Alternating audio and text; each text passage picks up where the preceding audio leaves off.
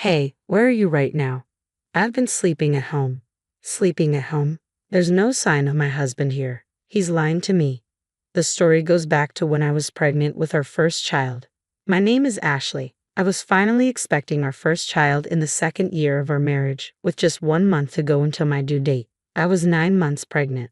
While excited about the birth, I could easily imagine the confusion of going through childbirth and child rearing for the first time. I had planned to go back to my parents' house this weekend to have them help me out for a while. I mentioned the idea of going back home to my husband during the stable period of my pregnancy, but I thought he had probably forgotten, so I brought it up again today.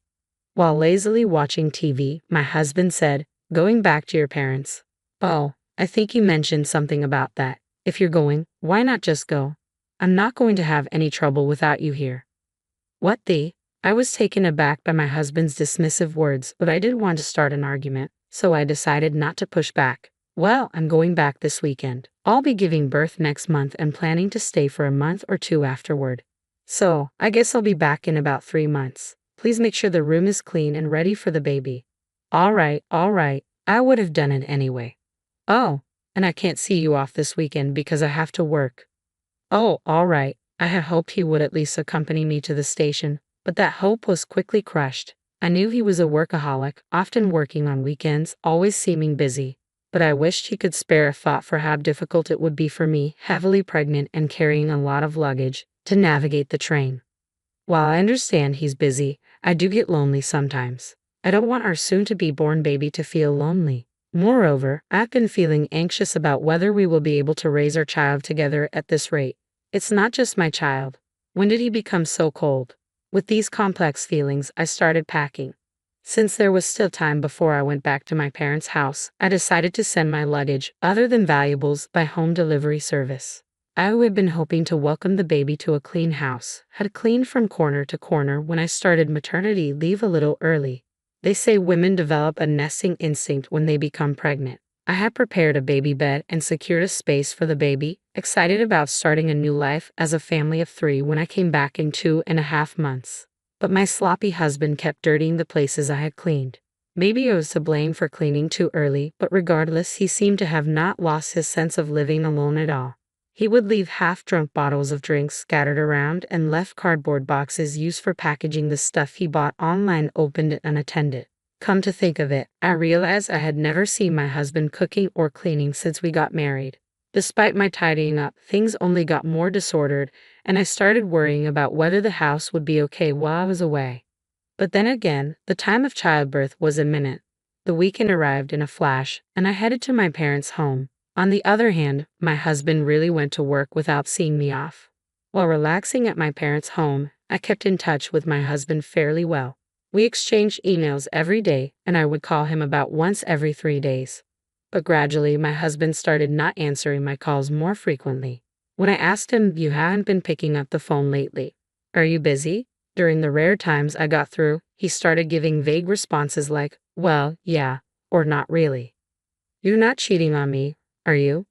I heard many men cheat when their wives are pregnant. Nah, why would I do that? It's annoying to be doubted. On the phone, my irritated husband made me feel cautious, and I quickly apologized, saying, "No, sorry. It's not good for mental health to have such unnecessary worries while nurturing a precious child in my belly. I must trust my husband," I decided. Then, a few weeks later, my labor pains started. While preparing for admission to the hospital, I called my husband. I felt embarrassed to show my pained expression as I endured labor. I wanted him to be there at the moment of birth at least. Surely, my husband would also be moved by the birth of our child. The labor has started, and it usually takes about half a day for the first child to be born, so he should be able to make it if he starts now. I wanted him to be there at the moment of birth. He could even cut the umbilical cord. When I told him this, my husband let out a sigh of annoyance. "Oh, what? You want me to come by train right now?" "Sorry, I'm tired too, so I can't. I have work tomorrow too." "What? You're still talking about work even at this time? Our child is being born, you know. Is work still your priority?" "Shut up. There's no replacement for my job. This is the moment our child is born. It's not going to happen again. Like I said, there's no replacement for me. If I don't do it, the work won't go around. Can't you understand that? I'm cutting the call because I'm busy." I tried to persuade him somehow, but my words did not resonate with my husband. As I was cut off on the phone, I shed tears while enduring labor pains. Why is my husband so indifferent to our child's birth? From the moment a mother finds out she's pregnant, she puts her child first. But as a father, he was so indifferent. And so, I faced my first childbirth alone in solitude. The labor pains lasted for a full day, and a cute little boy was born the next day. Such a tiny, cute, and beloved existence. After getting discharged, my parents showered the child with love while teaching me various things about child care. By the time a month flew by, I had become adept at bathing the baby. My parents expressed their concern, saying, "Are you okay with such a husband? We can't help worrying about you after we go back." Not wanting to worry them, I tried to reassure them, saying, "Well, I think I can manage somehow. My health is recovering faster than I expected, so maybe it'll go back next week.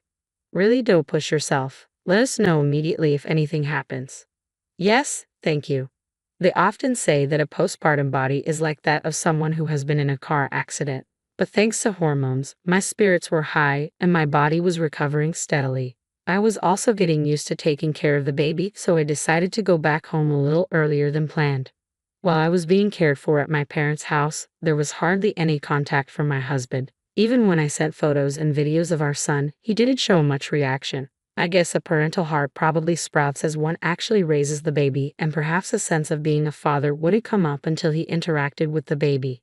That's how I tried to keep myself going with that thought. I decided to have my parents drop me off at home. I didn't tell my husband that I was coming home, but he should be at home since it's his day off today. I wondered what his reaction would be when he saw our child for the first time. Would my child like our home? After a few hours' drive, we arrived home. I carried my son while my parents loaded their luggage, and I unlocked the door. But what welcomed us was a dark and silent room. We're home a bit early, but we're back. Hey, no one's here. Oh, what is this smell? Entering the living room, a foul odor hit our nostrils. Turning on the light revealed a sight I hadn't imagined. The room was in a state of disarray, reminiscent of a garbage dump. Dirty dishes and half-eaten pizza were stuffed in the sink. Clothes and food and drink trash were scattered about.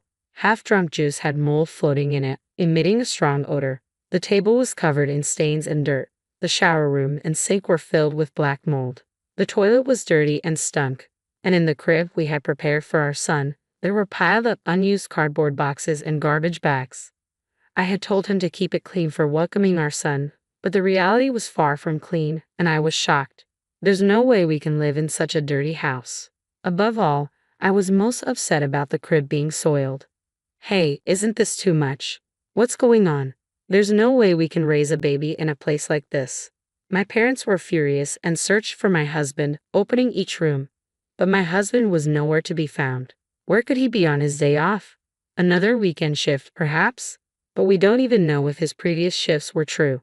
He's not on a commission basis, so working on the weekend doesn't increase his salary, and his company is supposed to follow the calendar. I had honestly been dubbing him, always disappearing on the weekends. Let's try calling him, I suggested. There was no way we could stand in such a cluttered room anymore, so I evacuated my bewildered parents outside for a moment and called my husband, but he didn't answer. Finally, on the third try, he picked up. Hey, where are you now? I was sleeping at home. Why? At home? We had searched the whole house, but neither my parents nor I had seen my husband.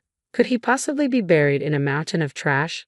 But we couldn't feel any human presence, and his tone didn't sound like he had just woken up. Then, I heard a woman's voice over the phone. I couldn't make out what she was saying, but it was definitely a woman's voice. At that moment, I realized everything. This man, he's cheating on me. I can't believe he would cheat on me while neglecting our child. The house was a mess while we were gone. He was cheating on me, and I was furious. A father like this is unnecessary for our son. I'm fed up with a husband like this. If he likes the other woman so much, then I'll let him have her. How can you live in such a messy, rotting-smelling house? Oh, I get it. Maybe a burglar came in. I need to report this to the police. Huh?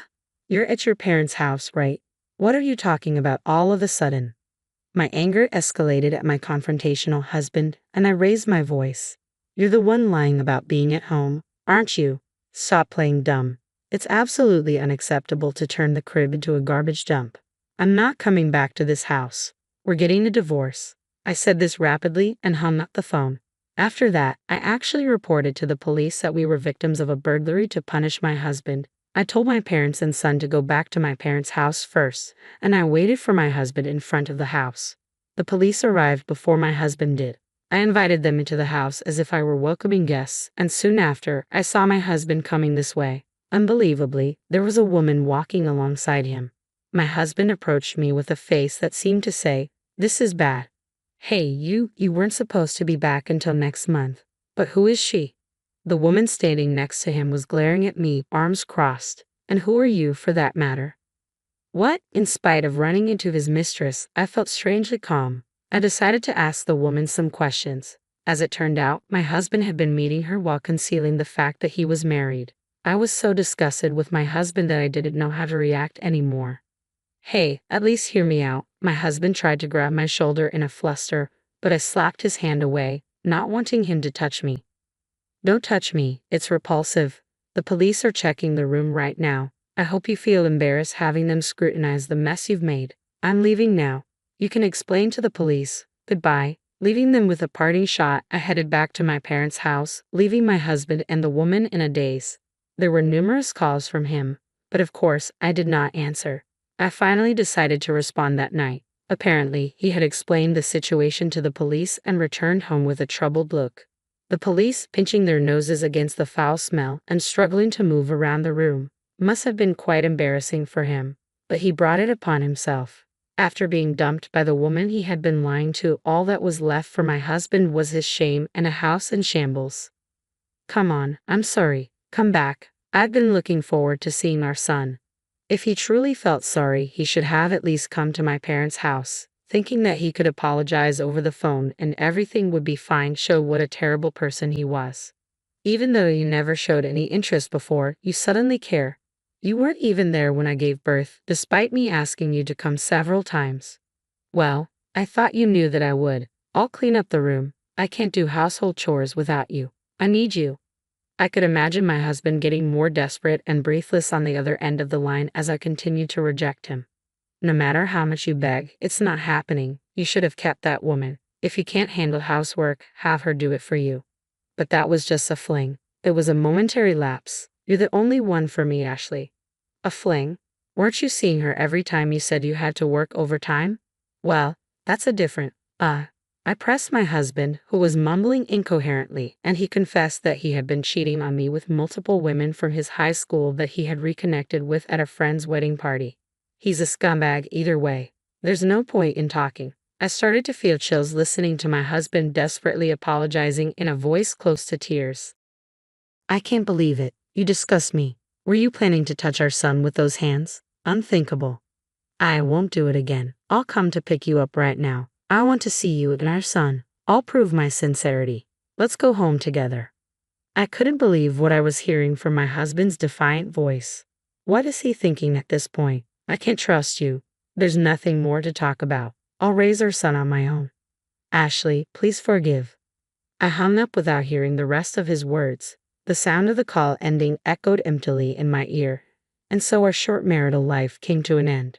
Half a year has passed since then, and I decided to start working, relying on my parents. Once I've saved up enough money, I intend to leave my parents' house and start living on my own with my son. I'm in the midst of divorce negotiations with my husband, mainly for the sake of alimony.